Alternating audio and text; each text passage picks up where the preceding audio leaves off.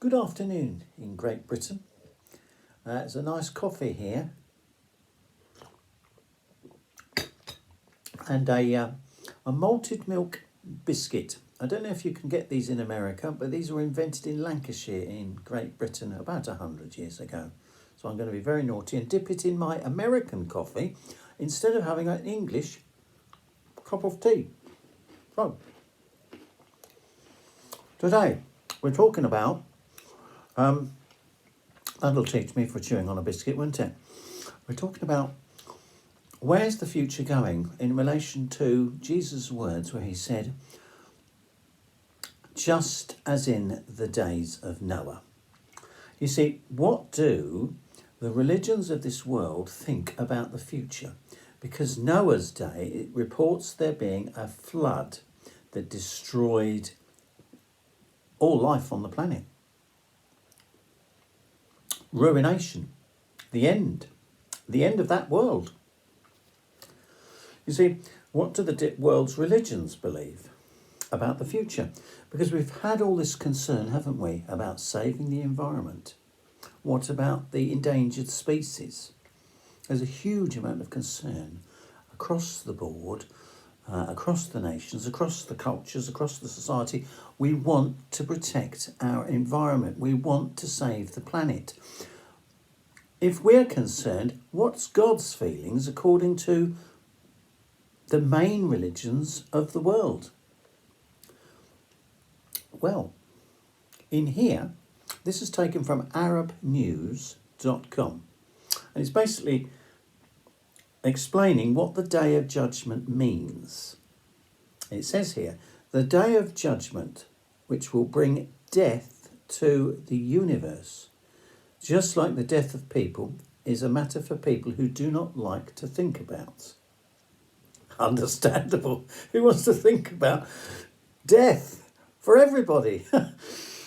It's bad enough having the worries, isn't it, about, food shortages, the price of commodities, the instability of the economic system, the worries of the war in Ukraine. On top of that, people are worried about the death of everything.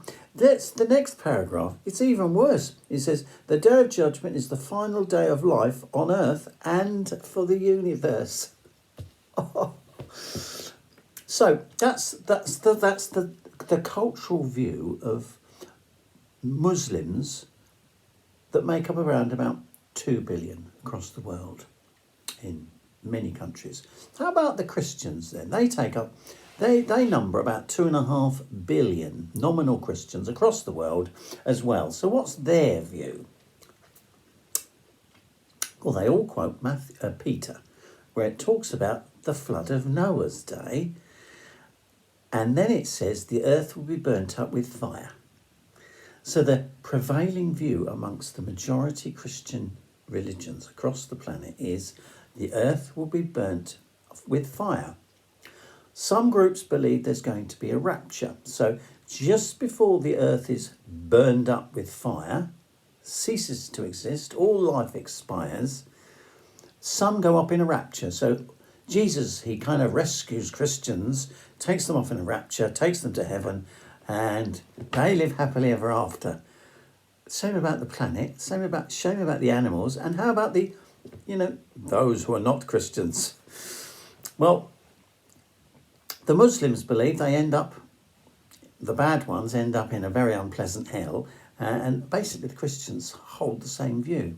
Now, if that's the cultural view of the people, the majority of people across the planet Earth, no wonder we've got it in our psyche, as George Patterson would say, we've got it in our psyche that the end is coming and it's all going to be gone.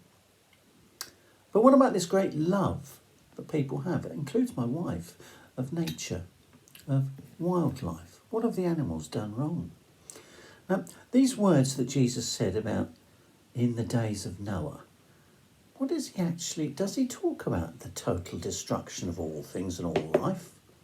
Because he gave a prayer, didn't he? And he said, pray for my kingdom, thy kingdom come on earth as it is in heaven. Now, if it's coming on earth, what's it going to do? What, burn the planet up, destroy it? Was that Christ's plan? Doesn't seem to tie in with his personality and his message that he spoke to when he was on earth with the Jewish disciples. In fact, the Jews at first thought he was going to rule Israel and be the Messiah and get rid of the Romans. And that would create a utopian life for people on earth, preserving the planet. So that was what they were thinking. What does he say himself in this genuine 1611 King James Bible? Well, in Matthew 24, it's worth reading if you can get over the religious feelings of negativity that a lot of you have, your scepticism. Because why would you be interested in showing an interest in any kind of religion that represents the Bible if it's saying that it's all going to be destroyed, the earth is going to be burnt up? I can understand your scepticism, but what I'm saying to you is this scepticism is based not on the truth. Matthew 24, verse 38, it says, he lists a whole load of terrible things that are happening, which seem to be the things that are happening now, including people being faint out of fear. And then he says in verse 38, I will struggle slightly in reading this. For as in the days of Noah that were before the flood, they were eating and drinking, marrying and giving in marriage, until the day that Noah entered into the ark. They knew not until the flood came and took them all away. So shall be also with the coming of the Son of Man, which was Jesus. What happened? What happened in Noah's day, though? Because if the earth was destroyed in Noah's day, how is it that we're all here? All us, what? Nearly 8 billion? How comes we're here? What happened? What really happened in Noah's day? Well, I'm going to say it's slightly easier to read version here. In the first letter of Peter, in the second letter, it talks about Noah and Jesus, and that there was a similarity. And he talks about the destruction of ungodly men. He doesn't talk about the destruction of the planet. He talks about the destruction of ungodly men, both in the days of Noah and when Jesus returns. Now, he uses the phrase fire, but he doesn't mean fire that is going to burn the planet up. Let's have a look at 1 Peter chapter 3 and verse 20. It says, God was patiently waiting in Noah's day while the ark was being constructed, in which a few people, that is 8 souls or lives or humans, were carried safely through the water. And who was in the ark with him? Most children will tell you if they've been to nursery school, or they'll say animals. You have models of the ark, don't you, in classrooms, etc. And you can go to great big ones in America, especially. I think they've got one in Amsterdam as well, or Holland and Netherlands, where you can go and actually see the size of this amazing vessel that this man would have taken over 40 years, along with other people helping him to build. It also says in Scripture, in Peter, that he also preached, because as people came and watched him building this huge ocean-going liner in the middle of dry land, they must have had a big laugh at his expense, thinking that he was mad. Well, if anyone's watched that nice film called, I can't remember it, but he makes an ark and they all laugh at him, don't they? And then they all quickly run in when the waters are coming and they get saved. It's a kind of a political message, but it carries the theme. It carries the theme. So here was this was created. That destruction in those days was created to preserve life, to preserve human life, to preserve animal life, and of course the sea life would have been preserved in the sea. Now, whether you believe in the Noah's Ark story or not, obviously some Christians do and others don't. It seems that Muslims tend to believe it. They do actually go to Mount Ararat, which is in Iraq, and they actually go on the borders of Turkey. They actually go and visit the site they believe is where Noah's Ark settled, and venerate it. So, Whether you believe in the actual story or not, but the point here that was being made by Jesus Christ himself was that he doesn't come to destroy everything.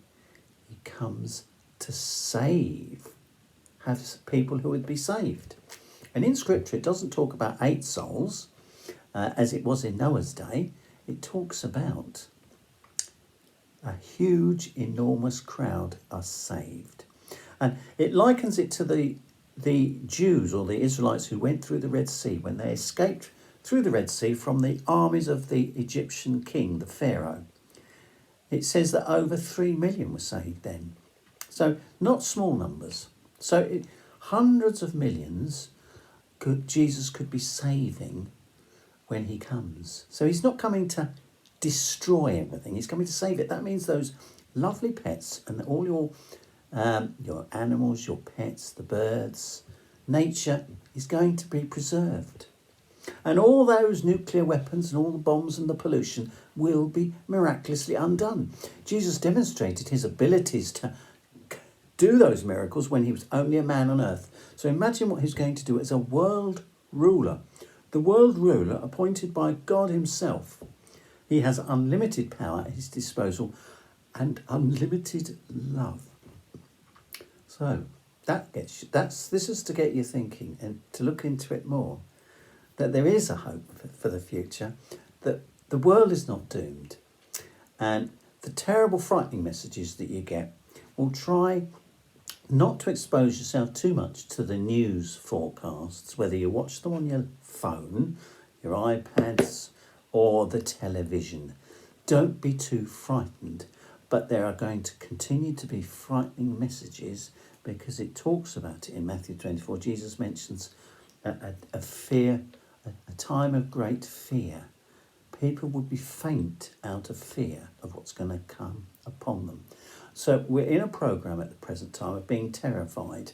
And when a group of humans or animals are terrified, they can be herded.